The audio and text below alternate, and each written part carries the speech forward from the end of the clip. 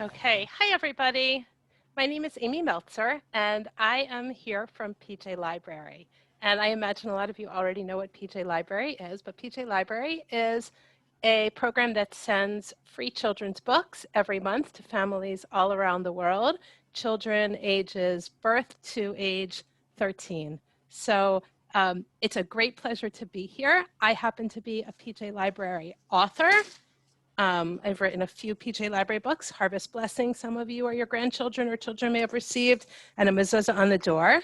And I also come to this webinar as a former kindergarten day school teacher and a mom of two. And so I'm going to do my best to bring all of that into our webinar today. This has been a fantastic time for me to get to know our partners at Haggadot.com. So it is my pleasure to introduce also my co-presenters, Rebecca Missel and Eileen Levinson from Haggadot.com. And since 2011, Haggadot.com has invited people to find themselves in the Passover story by creating their own Haggadot that reflect their unique Jewish values. And with a high holiday season where we're all celebrating in a whole new way, the executive creator director Eileen Levinson, who's with us, and partnership director Rebecca Missel, also with us, have launched High Holidays at Home. And this has been a really exciting partnership for us. So today we're going to explore the site and talk together about ways that our families can make our holiday special. So I'll pass it over to Rebecca and Eileen. Thanks so much, Amy. I think Eileen is going to start Thank you. Yes. So we're really excited to be here. And as Amy mentioned, we had a really big Passover season with Haggadot.com and our technology that enables users of all backgrounds to become part of this online community where you can mix and match content for your Passover Haggadah and make your own or download content. And there's thousands of users from around the world. And earlier this summer, we had requests from a lot of our community members if we were going to be able to help with Rosh Hashanah SEDERS for the high holidays. And we said yes. We essentially launched a new site this summer called High Holidays at Home, which we're going to show you to make your own Rosh Hashanah SEDERS or Yom Kippur rituals or Sukkot activities. First, I believe, Amy, you're going to lead us with some tips from PJLibrary in how we can engage our little ones and our children at our holiday tables. And then we're going to give you an overview of the site. Unmute myself. Okay. And okay, so hi everybody. I'm going to share my screen in a second, but before we start, I really, I'm going to grab my notes. Too many things on my table. I want to start by really naming something that is not necessary to name, which is to say, you know, this year and this Rosh Hashanah is unlike any high holiday season that any of us have experienced. Maybe it's very good fortune that we're working with Haggadot.com and we're accustomed to asking the question, why is this night different? And I think we all know that there are countless ways that this year is different than any other year. And there's no magic answer. You're not going to leave this webinar and go, okay, I know how to make this high holiday season exactly like every other year. That's not going to happen. And not to start on a downer note, but I think it's really important as we go into these conversations and planning that we give ourselves permission, if that makes us feel sad or disappointed or a sense of loss, that that's okay, that that's really normal. And that's going to be part of how we elevate this next time of year by being really honest with ourselves and our feelings. So I'm going to share my screen and give me a minute. I always have to talk out loud when I do Zoom things. Okay, here we go. Share screen. Okay. Okay, so I'm going to start with sort of a strange place for a Jewish webinar, but about high holidays. But I actually want to start with something that may be familiar to a lot of you, and that's Maslow's hierarchy of needs. And I think nothing has actually helped me think about engaging my own family in Jewish life and working with PJLibrary professionals around Jewish life than to go back to my days as in teacher school and thinking about Maslow's hierarchy of needs. And this is a reminder that there are certain things that are fundamental and the very primary needs that we need to meet. And until we meet those, it's really hard to strive for the things at the top of the pyramid. Rosh Hashanah and Yom Kippur and our spirituality and our religious connection and our connection to the divine are really high up on the list. And they're so important. But this is a year where some of our lower needs are not in the place where they usually are. And I'm naming that because I think it's going to really launch us into how we make our decisions, that we need to remind ourselves that when things are a little scary, or when we're not sure about our safety and the safety of others or the safety of our world, it might be a little harder to reach the highest levels of this pyramid, some of which are the things that we often seek from Rosh Hashanah and Yom Kippur. That being said, I think that the guidance we need is very authentically in the High Holiday liturgy to help us think about how to frame the High Holidays with our families and our young children this year. So a primary theme of Rosh Hashanah and the Rosh Hashanah liturgy is this idea of compassion. And of course, in the service, we're really asking God to treat us with compassion, with rachum and chanun, and really treat us with the utmost of empathy. This year, I think it's really important to ask ourselves a question, and I actually am going to ask us to really pause and think about this. As we enter the High Holidays, and we're already in this month of Elul, what would look different if we were going to actually extend our deepest wells of compassion and empathy to ourselves as parents and grandparents and providers? So how do we treat ourselves with compassion and empathy? To our children? And to our community. And I think with that frame, we can give ourselves permission to let go of expectations and know that that's an act of compassion. So when I let go of asking everything to look the way it did last year or 2 years ago, I'm being compassionate with myself. When I let go of having the same expectations for my children, or maybe even the same expectations for my clergy, or my grocer, or any of the other things that are causing me great agitation right now, that's really the greatest gift we can give to ourselves. Now, I'm going to peek because I want to see, I'm not sure how many people actually put their answers in the Mentimeter, but I think one act of compassion is really isolating. What are some of the most meaningful things to me about the High Holidays, and give myself permission to just focus on those. So I'm going to just peek and see. Oh, we did get some. Look at this. So let's just take a look at some of the things that people named. So we see food. We see apples and honey. We see coming together as family. We see going down to the river. We see time with extent. We see the code. We see pomegranates, some of the special foods. Okay, and of course, if you look in the chat, hold on, I'm going to go back to. I can share some of the chat responses, Amy. Great. So folks had shared about sharing time with their grandchildren, more food. Food is, I identify as a culinary Jew, so I'm always thrilled to see other people doing the same. A really lovely one about playing with their father's tzitzit in the fringes of their talit. Family meals, being with each other, honey cake. Thank you. Yeah.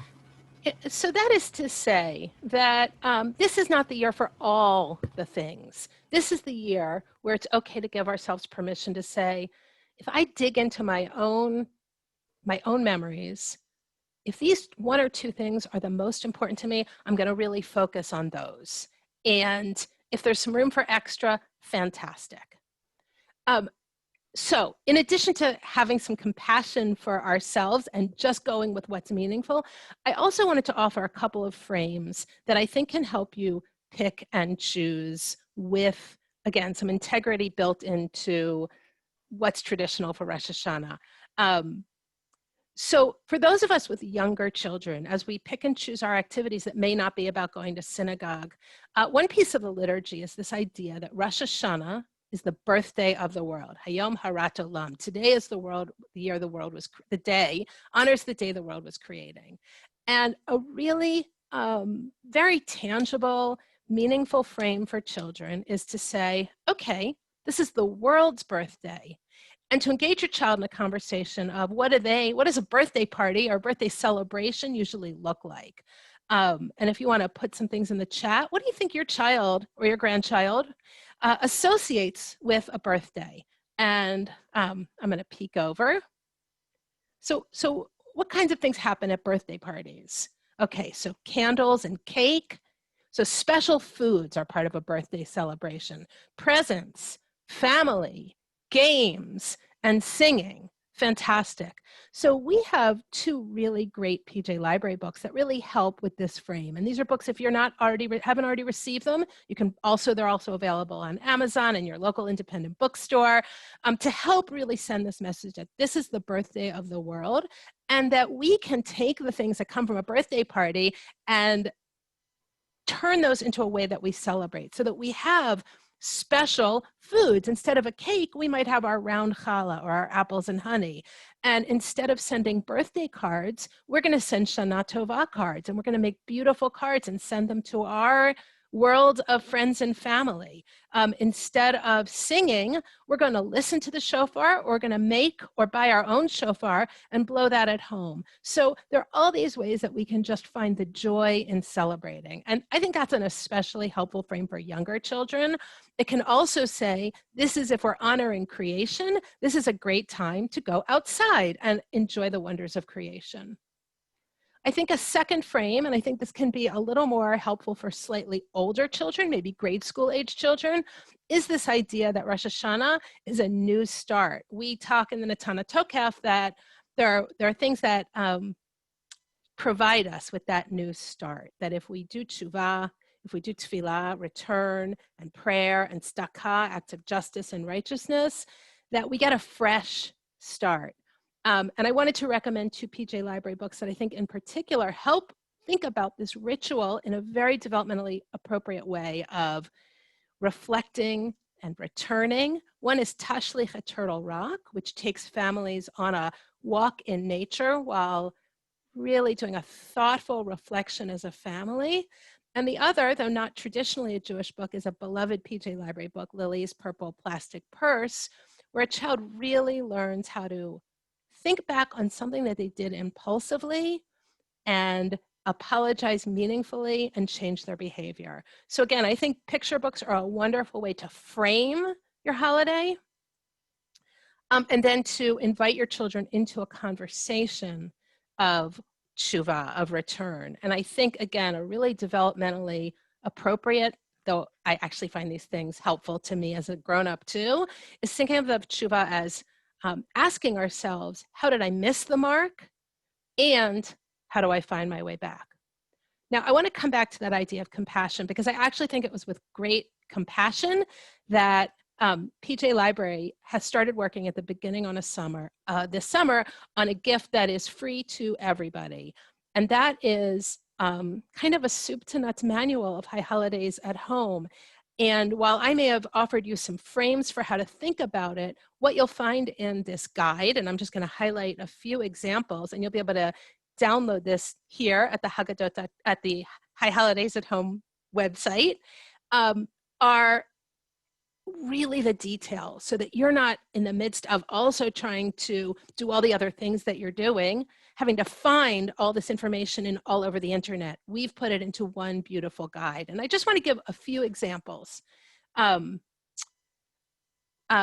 know, as we think about the idea of a birthday party, the birthday of the world, there's actually an opportunity to make a pretend shofar reminiscent of a birthday horn that you would have at a party, and really specific guidelines for your holiday meal, including recipes, including traditional blessings. So your birthday meal can be really special, but all the information is here. Similarly, I think in a way that can really relate to either theme, this idea of a birthday with special foods, or this idea of starting anew, are the foods from a traditional Rosh Hashanah Seder, each of which representing our hopes and intentions for the new year. And so you'll find all of that also at our, in this downloadable guide. We have some really specific ideas for how to do tashlich, some projects to think ahead about the next year. Again, you know, giving you the concrete tools to fit into the way that you frame the holidays with your family. And some conversation starters for especially for older children who are really ready to think about this idea of looking back and looking forward. How did I miss the mark, and how can I get myself back on track? As I said, you can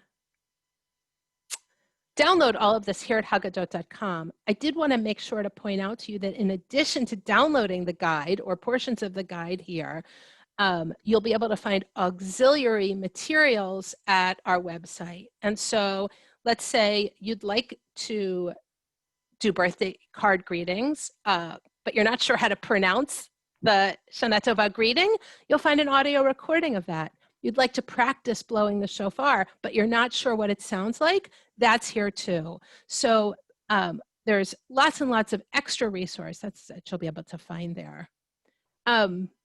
So I kind of want to come back to the big ideas that I was sharing. So as we think about Rosh Hashanah this year, I think one, and all of these are, again, very, very authentic to the Rosh Hashanah liturgy, are having compassion for yourself and your family and others. Thinking about Rosh Hashanah, especially for younger kids, as a birthday celebration, but the birthday of the world instead of our own birthday. Thinking about this as a time, as a new beginning.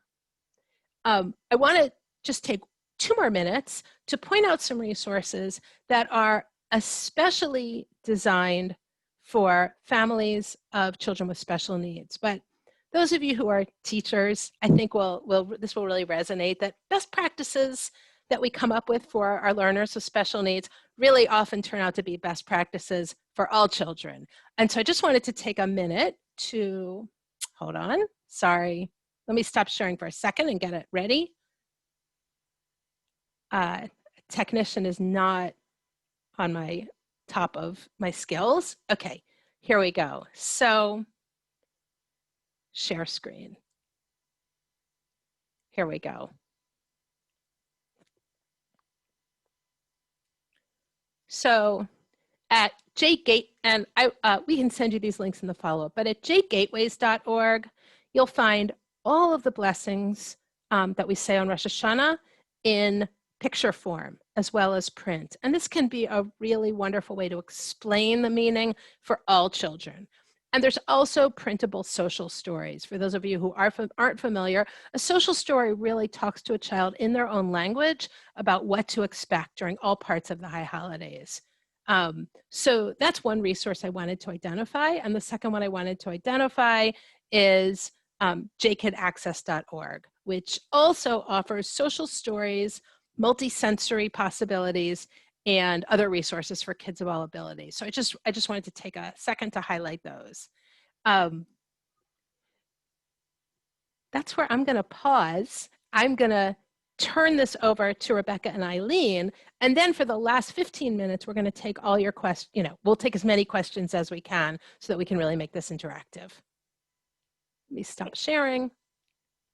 Amy, there had been a question, and I'm not sure that this is a thing that can be answered, about sending, and I'm not sure, Riva, if you want to put another question in the chat about what it is that you want sent. I'm not sure if PJ is sending all of their resources out to everybody. But with that, I'm going to throw it over to Eileen. Okay, thank you, everybody. I'm going to share my screen now. And here we go. Give me a thumbs up if you can see that. Thumbs up? Okay, great. So as we mentioned, we are the team that originally started Haggadot.com, and Haggadot.com lets you make your online Passover Haggadah by mixing and matching content from all around the Jewish world or adding your own, and you can print it or you could view it on screen, and it looks like this. And so it has been really great this year when we're all in front of our computers. And you can even host a virtual Rosh Hashanah Seder and send your friends and family a link to your Seder and just view it on screen. And so now we are using our experience to build High Holidays at home. And I'm going to give you a tour of the site. But before we go into High Holidays at home, I do want to let you know that Haggadot.com and High Holidays at Home are both projects of our larger nonprofit organization called Custom and Craft Jewish Rituals. And we're a design lab for the Jewish community, experimenting with technology, media, and video to imagine new formats for engaging with ancient traditions. And we believe that Jewish content and inspiration should be free. So all of our resources are available for free, but you will be prompted to donate if that's an option for you. And we definitely appreciate your donations. It helps us grow, but it's also not required. So we just wanted to let you know. So thinking about this year, what's special? Rebecca's gonna lead us in a creative mindset exercise before we dive into the technicals of the website. We're gonna share a few more tips for celebrating with your family, and then we'll all have some time for brainstorming and questions. So Rebecca. Great. Thanks so much, Eileen, and hi again, everybody. So I just want to first invite us just to, as we're shifting from this very sort of technical space to a more spiritual space, to just invite everyone to just close their eyes for a minute. And we touched on this a little bit before with the Mentimeter, but I just want to kind of bring in a moment just to take a deep breath together. And to think about to yourself, you don't have to put it in the chat, but just to think in your head what it is that the High Holidays smell like to you. Is it that honey cake? Is it old books? Is it the smell of the leaves changing? What do the High Holidays feel like to you? Somebody mentioned running their fingers through a parent's talit fringes. I love that one. Maybe they feel like the air getting a little cooler. Maybe they feel like the challah dough that we're making sort of smushing between our fingers. Grandmother's excessive perfume. I think you, Louis, and I may have had the same grandmother. And then I want you to think about what they look like. Do they look like your grandmother's china coming out of the cabinet for the first time in a long time? I love that, the crumbs in the pocket for tashlich. Maybe they look like everybody wearing white. Maybe it just looks like just a sense of everybody getting excited and dressing up. And I just want to invite everyone to hold all of these experiences. I think we've been all doing a really great job with that so far. I love all the creativity in the chat. And just to invite you to hold these sensory experiences with you as we move forward and think about how we might bring together our families in whatever way we're bringing them together this high holiday season. Okay, so I want to show you highholidaysathome.com. So if you've used Haggadot.com before, you'll see that this looks pretty familiar. We offer entry points into your Rosh Hashanah Seder, Yom Kippur rituals, DIY Sukkot activities, and you know, as Rebecca set us up, these are all just different ideas to get you to access the things that you love about the high holidays. So we have created a number of ready-to-go booklets that you can download, or you can mix and match our content. So this book that I'm really excited about is called Seeker Season, and it is by our team with some great rituals for getting into Elul and writing activities and meditations. And it's illustrated by Jessica Tamar Deutsch, who is just a fantastic illustrator.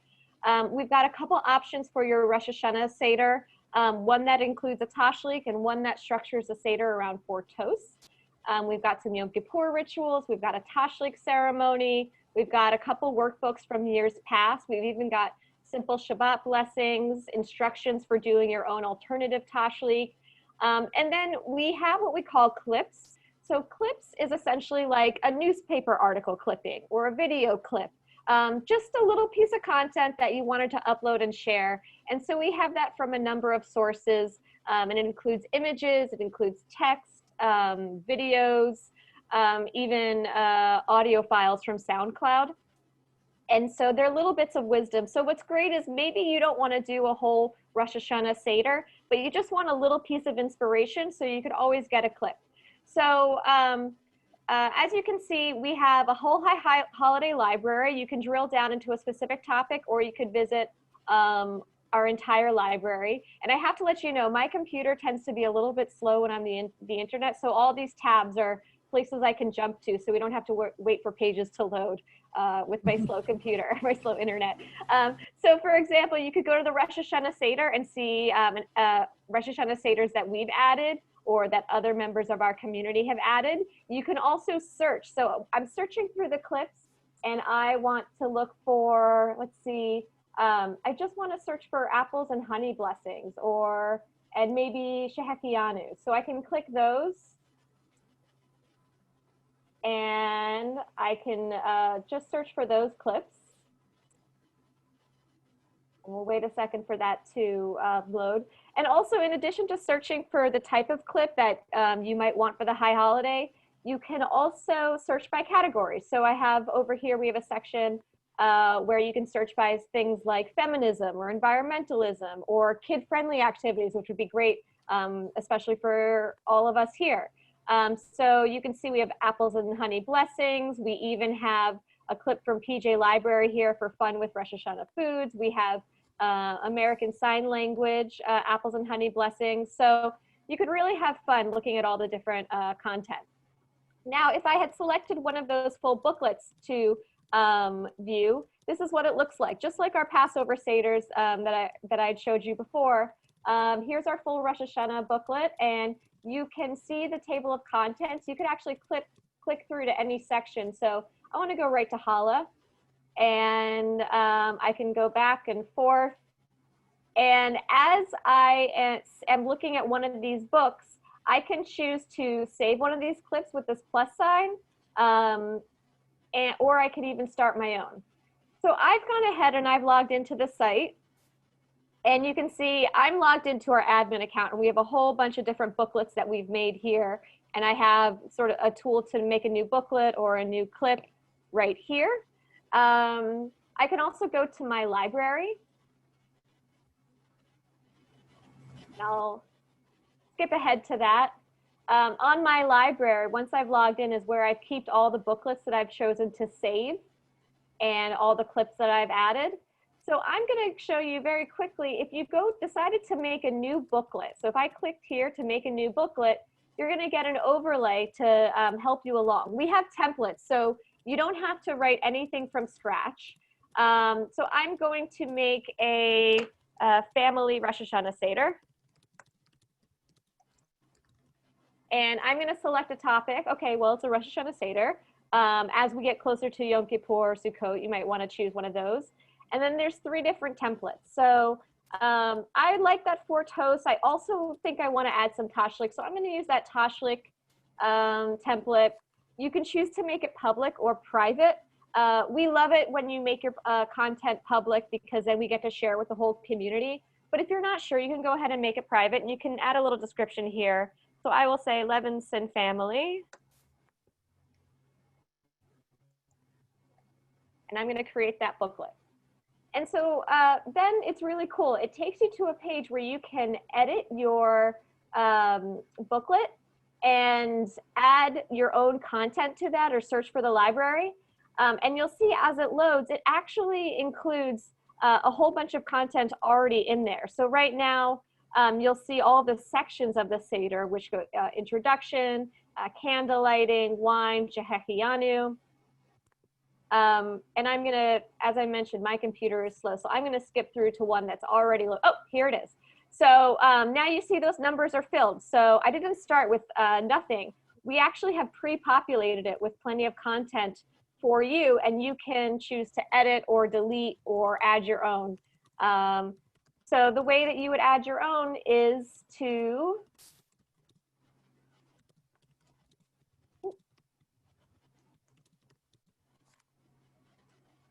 you could just click over here to insert clip.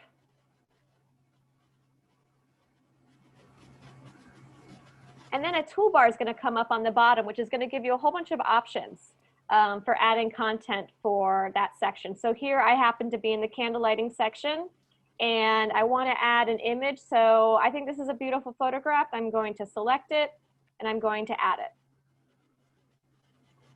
And so now I can also rearrange. And once I'm done, I'm going to be able to see that in the same booklet form that we had previewed. I also want to show you on our website, we have a blog that has a lot of other webinars that I highly encourage you to check out. They've already happened, so you don't have to sign up to attend. You can view them. We have webinars on writing your own authentic confessions. That's really more for adults. We have a great webinar for making sacred spaces at home. Some people are okay with calling it home altar. Some people are uncomfortable with that term. So, you know, I leave that up to you. We have new ways of doing Tashlik rituals with links for the materials to purchase from Amazon. And then we have a full Rosh Hashanah webinar on making a Rosh Hashanah Seder. So with that, I'm going to give it back to Rebecca. And Great. And Rebecca, you take us through some more of our tips in our presentation. Sure thing. Thanks so much, Eileen. So yes, we will have just everybody's asking for the recording. It will be on there, and all of this will be available. All of the content is available on our website, High Holidays at Home. Eileen, can you put back up the presentation? Yes, we're going to send you a link to our blog afterwards, where we're going to have the recording and the presentation ready for you. I can try to upload the presentation now. I just can't guarantee that my computer can handle it. I do want to also— You had it. Oh, so. right. So I also want to answer a question. Somebody asked, how do we attribute the content if it's by somebody else? Make sure that you have permission to post that content. If it's Creative Commons, or if it's something that's not copyrighted.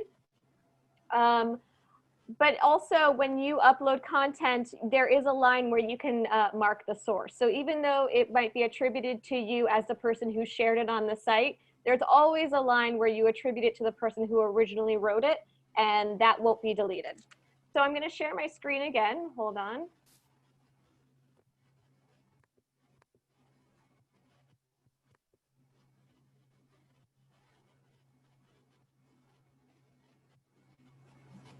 Okay, so we've already taken a look at our site, and so we also wanted to talk you through some tips with your family. So Rosh Hashanah Seders, how do we do that?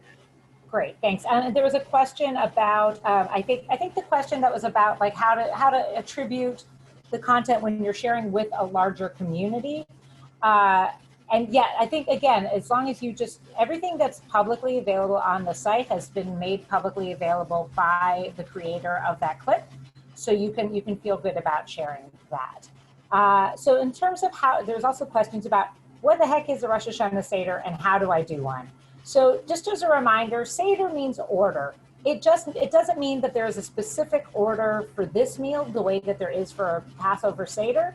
It just means that it is somewhere between regular Shabbat dinner or a dinner party and the full-blown Passover 3-hour Seder huge thing, right? We're inviting you to think about a Rosh Hashanah Seder, which has been a custom in the Sephardi and Mizrahi community for 2,000 years. And we're inviting more people to experience this for Rosh Hashanah, and it can really be structured in any way you want. And so with that, what you want to do is give your gathering a creative name to set an intention for you and your guests before anybody shows up at the table, virtual or physical. Maybe you want to share something for everybody to have on hand in advance, especially if folks are joining from different places. It can be a wonderful way of having everyone have candles and lighting candles together, or to make sure that they've got a tablecloth or honey. We want to encourage everyone to set the table with fresh flowers. We want to make this special, right? So that may also be, do we want to have a dress code? Is it fancy dress? Is it pajamas? All white? You get to, again, this is a way for you to distinguish this night, this meal from any other family meal. It's great to give everybody a role. That may mean that, especially with kids could be ushers to bring everyone to the table, and that, or to the computer. Maybe they want to bring mom and dad in, or other parents to come in. You can invite everybody during the meal to have a toast. We have this wonderful 30-minute Seder with toast making, drinking, not the bread. And you can invite everybody to make a toast to something during the meal. And just as always, it's great to make sure that accessibility is factored into your plans. You want to make sure that everybody has the physical and other abilities to be able to participate in that Seder. So what to include in that Seder, right? So it's wonderful always to start with an opening ritual. That may be candle lighting, it may be singing a song. It could be, if you're having a birthday themed Rosh Hashanah Seder, maybe you sing happy birthday to the world as your opening ritual, right? Hand washing is always nice to sort of spiritually prepare us for this moment.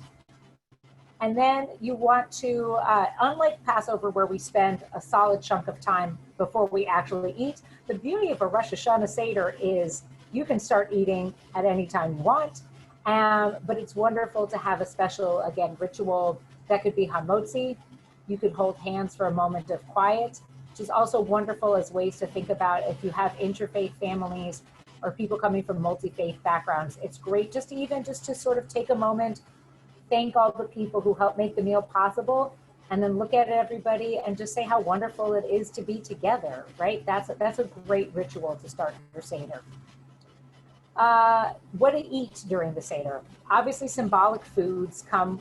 Many of us are familiar with the Ashkenazi customs of eating apples and honey, maybe around challah. There's a whole Sephardi and Mizrahi Seder that actually is a very set number of foods that each involve a wish. And these wishes are food puns, traditionally. So you may want to do that. We have this beautiful art available as like an adult coloring book page on our site, and you can also just look at what those foods are as symbolic foods to eat during the Seder. And again, everything is optional. You can make any, you can make this however you want. Maybe it's, you want to make some other puns up yourself and other ways of participating. And finally, during the course of your Seder, you want to have some sort of reflection, right? The key to a ritual is also about meaning making, right? Like that's what is at the core of any ritual. So if this is something that we want to do together, maybe we want to share a rose and a thorn, and you can get more or less in depth depending on the ages of the children that are at your Seder. Maybe you want people to be able to bless each other or to make noise. I think it's a really good question about singing over Zoom is a real challenge. There are apps and sites that you can use to make singing simultaneously work better. I recommend just doing a quick Google for singing together on video, and you'll come up with some links. I would also say embrace chaos and embrace messiness. And it's okay if not everybody is on the same beat together, especially if you're just singing something like Happy Birthday, which is a weird tuneless sort of song anyway. A rose and thorn activity is a tradition a lot of families have. That is a rose. You want to give a rose to something during the week. So something beautiful, a positive moment that you want to lift up from the week. And a thorn is something that you want to that kind of pricked you, that maybe gave you a little bit of an ouch during the week. So how to make sacred space at home. So we've done an entire webinar just on this topic. And, so many of us, our homes have already become gyms and restaurants and schools and daycare centers and summer camps and so many things. How do we make a space? So we love the idea of taking a bookshelf, a table. This is actually atop of my radiator in my apartment in this picture here. And you will want to make sure that if you have toddlers or pets, that the space is accessible to them and is not lit candles and toddlers, I don't recommend. So if that is part of your household, you want to maybe be aware of that. And then the next step is to decorate it. So we love the idea of first placing a scarf or some sort of cloth on the space to, again, set it apart from the rest of your house, and then to bring in different meaningful objects. Here, this one has sort of just a gold fall color sort of scheme going with it. You may want to bring in family heirlooms, elements of nature, different Judaica items. You can't really see it, but here there's some candlesticks and a golden apple that is used for honey. I also love the idea of quotes, pictures of loved ones. If you have little kids at home, it can be wonderful to have them color something, maybe one of our coloring pages, and put that up there. Then you'll want to just make the space special. So we love this blessing, comes from the end of the Havdalah service that ends Shabbat and brings us into the rest of the week. And it's just about separating the holy and the ordinary. But again, you may just want to put maybe everybody puts their hand on the space on that table together at the same time and just says, you know, Shana Tova, Happy New Year, right? This is our special New Year celebration space. When do we want to come here? Definitely, if you're using your table, you can have your Rosh Hashanah Seder there. You can start your Tashlich there. Maybe everybody writes down the things that they wish to cast aside at that table, and then you go out into nature or into the bathtub or wherever it is that you're going to do Tashlich.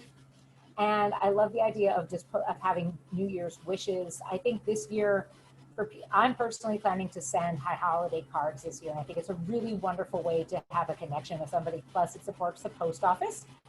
And I think it's just a really great way to engage with folks.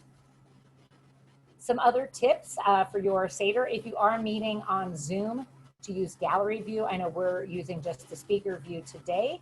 But this is a way just to, again, see everybody's faces, which is wonderful, especially if you're there with family, and to welcome each other.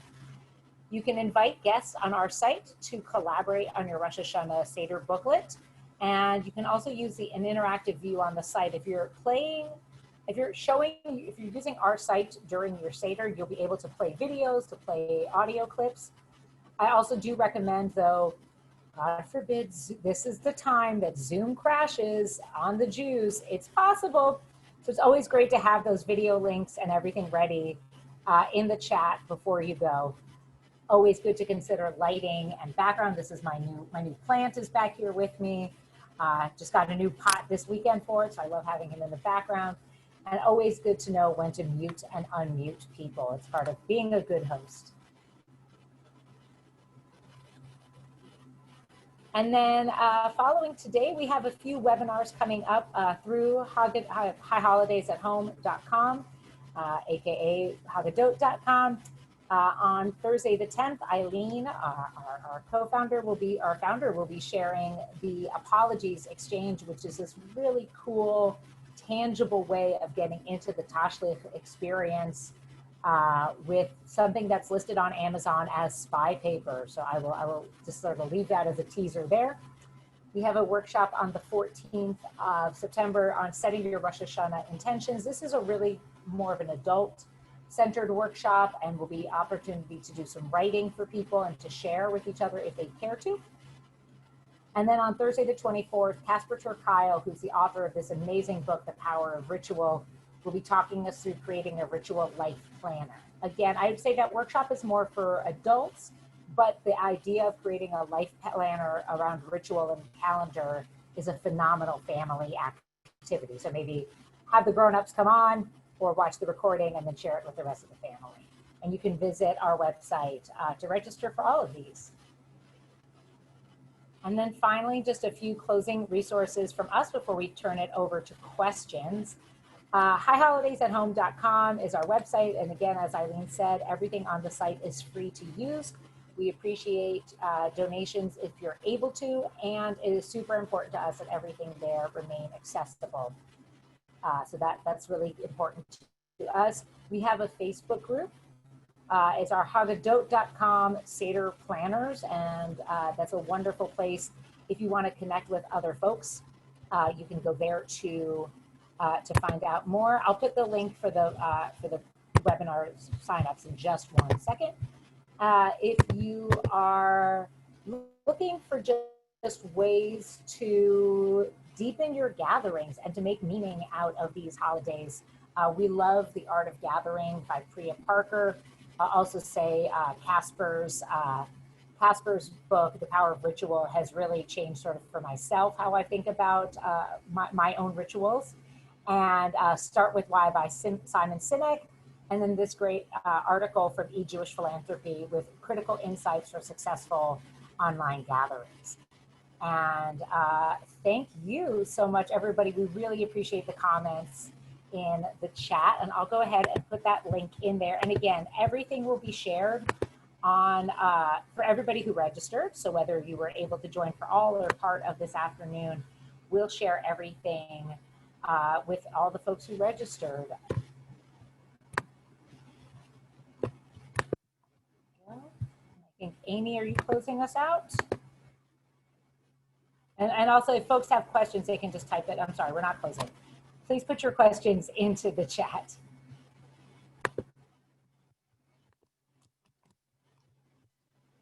Yes, I think we were ending with questions, so. I have to say, I love brainstorming, and Rebecca too. So share your questions and your challenges with us, and we're happy to help figure out some solutions for making this holiday special.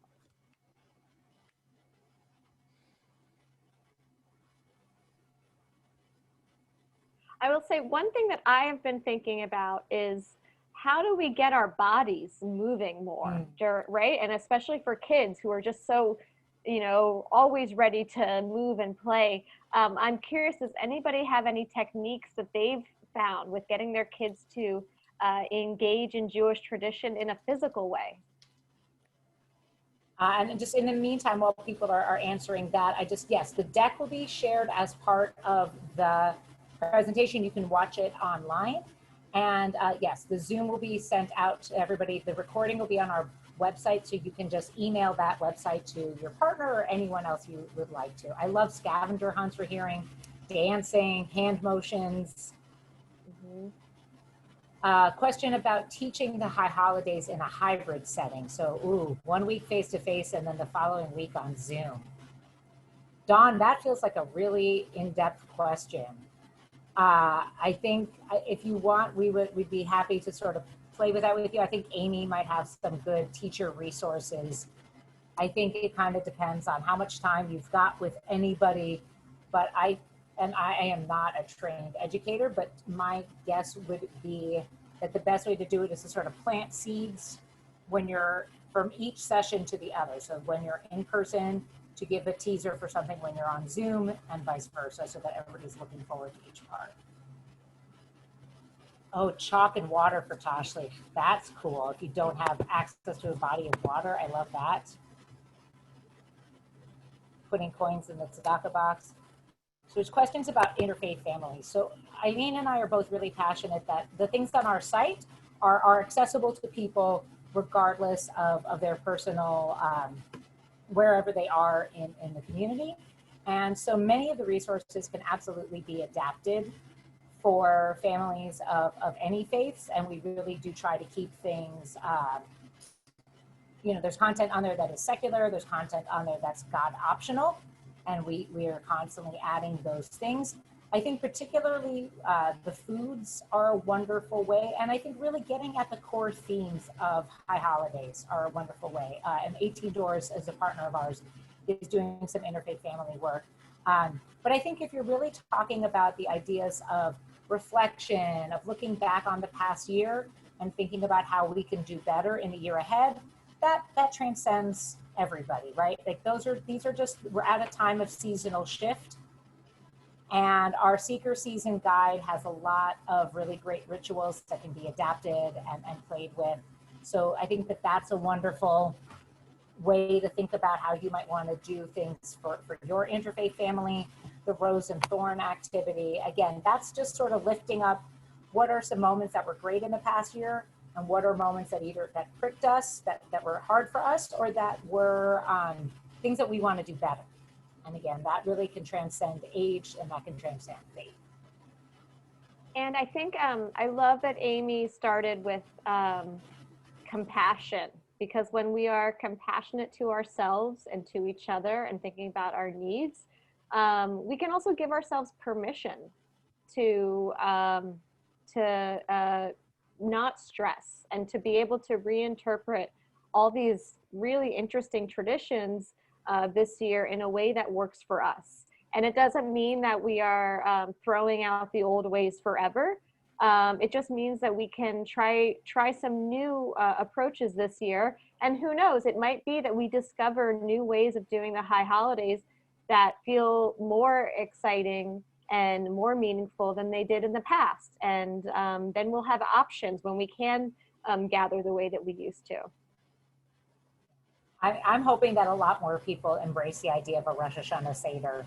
I think it's such a great custom. And I think there's also, people who opportunity to make sacred space in their homes. I think is a wonderful tradition that we can continue. Mm-hmm. Any other questions? One thing I also want to encourage you to think about is, kids, as we all know, kids aren't going to be able to do everything. We have a very limited amount of time that we're going to be able to hold their attention. And so figure out the things that are most important for you to do with the kids, or most important when you get the kids on Zoom with grandma and grandpa who might not be able to be there in person. What's the thing you want to happen in those 5 minutes where you might get the attention span? And then think about the things that as adults you do without the kids.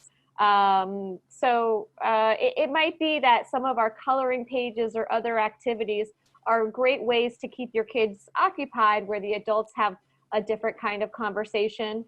One of the things that I love about the high holidays is that it's 10 days. And so you could do a couple minutes a day, just little activities. Yes, we do Rosh Hashanah and Yom Kippur, but you can also do it at your own pace. There's a question about kids services. I think one of the things I would recommend is there's a couple of groups on Facebook. If you're an educator in a synagogue asking that, which is, I'm gonna guess, Shira, but there's a few different groups on Facebook. There's one called with JedLab, which has been around for a long time. And then there's another through Hillel called Dreaming About the High Holidays. And that's from the Center for Rabbinic Innovation of Hillel, but there's a mix of educators and clergy in there. And there's some wonderful conversations and ideas happening in JedLab and there about kids services. Mm-hmm. I'll also say that you can use, if you find materials that you like, use our site to make them into a booklet. You can use, maybe you find a few pieces of text that you like and you want to mix it with some of the images or videos on the site. Maybe throw in one of the PJLibrary videos or conversation guides that we have on there. And it's a wonderful way to be able to mix and match those.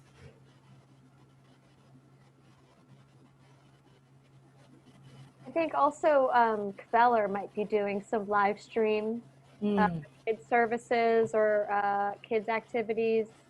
Amy, does PJLibrary have other kid-friendly webinars or activities coming up? Really, they're built into the website. So we have a lot of stuff for you to access yourself. Our whole team worked really hard to get engaging content there that you can take in small bites as you want it. So you get to find what you're looking for, but the resources at the link that we shared and that will come again in your follow-up are pretty exhaustive. Awesome.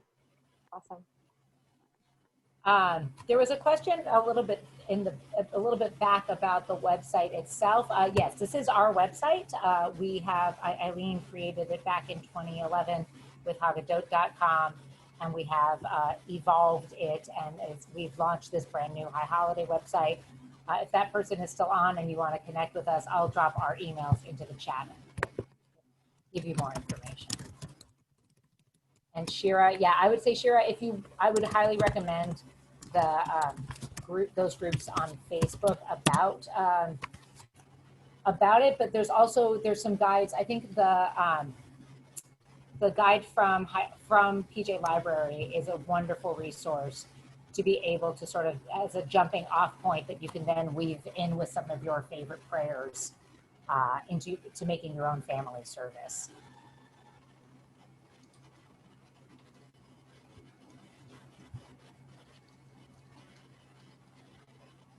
Awesome. Any other questions? Oh, that baby is back. Hi, little baby.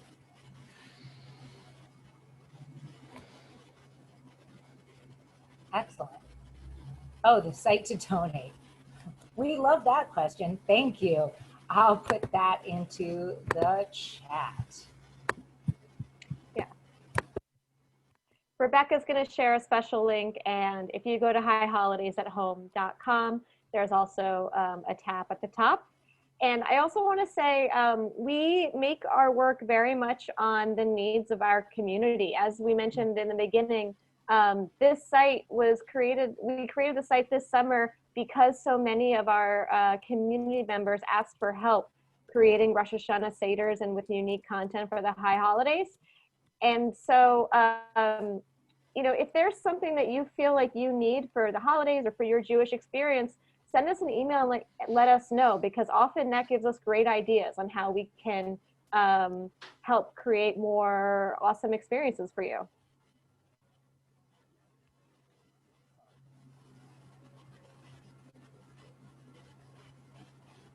And Amy, if you're open to it, Rebecca and I have a little tradition that we like to, a closing ritual that we have when we end a call. And what we like to do is during Passover, we would all put our hands in the center, and at the count of 3, yell Seder and break and sign off. And for us, that was a great way of modeling how just a little bit of closing, some sort of little experience where we can all gather together to make a closing can help just put the cherry on top of that experience. So I'd like for us to try that again this time. And we can put our hands in the middle, except this time we're going to say Shana Tova. So Amy, any other last announcements on your end before we close? No, okay. I think we're good. Okay, great. So we're all going to put our hands in the middle. And I want to thank you all for being here with us. Thank you, Amy, for joining us. And on the count of 3, we will yell Shana Tova. So 1, 2, 3. Shana Tova. Thank you, everyone. Happy New Year.